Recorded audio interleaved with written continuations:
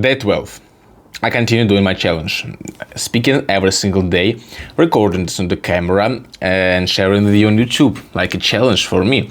To be more exact, I answer IELTS speaking test questions, like preparation for IELTS, something like this, in the completely different topics about everything in this world. So today let's continue doing this challenge, and the questions will be gonna be interesting and a really difficult topic to talking about it. So apart from that, what is the topic? I got a card with the task. I have to describe a tourist attraction that I would recommend. So I would like to recommend you a Red Square in Moscow.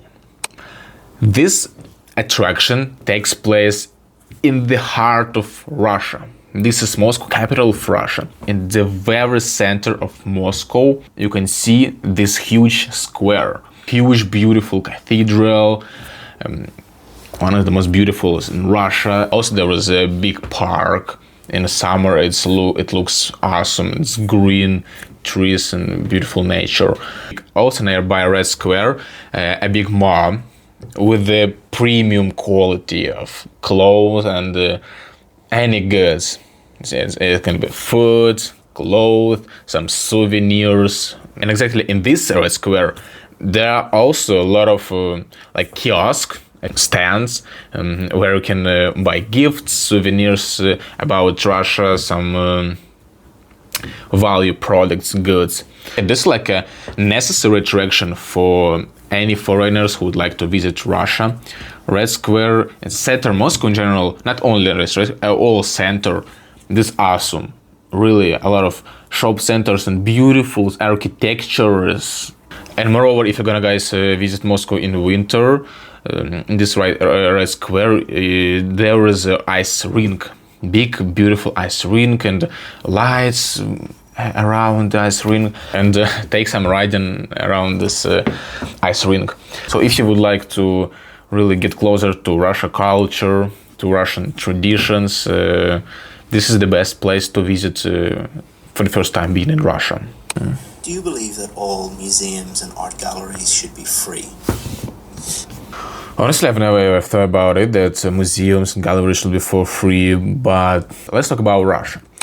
To visit museum or gallery in Moscow in Russia, that's not really expensive. The price is really not high, it's normal price. For schoolboys and students is completely free to visit museums in Russia, because we have like a special virtual card where every single year we get 5,000 scores and go to museums, go to cinema for free. But if you're not a student, you can visit museum. There's no problem to pay for it, because it's like a business maybe. The owners of these museums have to support the clean, the security, and this museum maybe pay for rent, something like this. How in your country? Is it expensive really to go to museum? Maybe it's really extremely expensive and bad situation. I don't know. Tell me please, guys. Why do you think some people book package holidays rather than traveling independently? Mostly people prefer to book some hotel, 5 stars or 4 stars, to all-inclusive, to enjoy their drink and lie in the beach or in the swimming pool.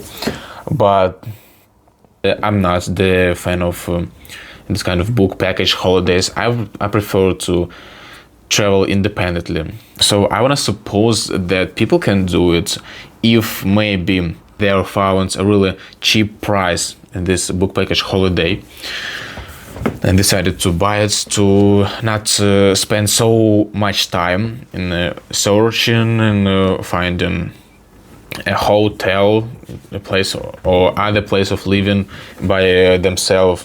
Or they maybe could be afraid a little bit about travel to another country, to fly in there without any supporting, without a travel agency.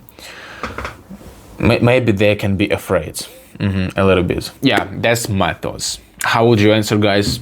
What do you think about these questions?